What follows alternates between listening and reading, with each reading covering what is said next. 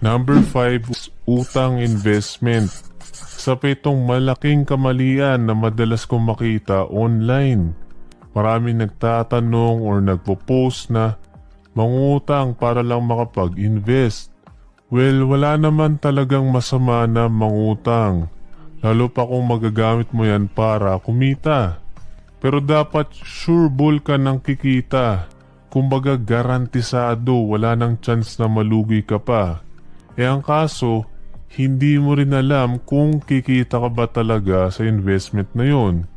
Kaya nga kung sa usapang negosyo, mas okay na mangutang ka kapag established na yung negosyo mo at doon ka na papunta sa expansion or scaling.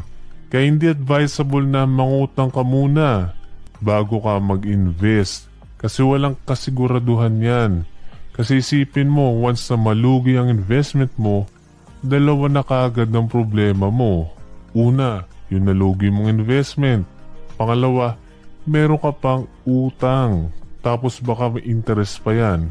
Kaya marami tayong mga kababayan na nababaon sa hirap o sa utang dahil sa ganitong maling mindset. So kung may pera ka na pang-invest, yun lang ang gamitin mo muna.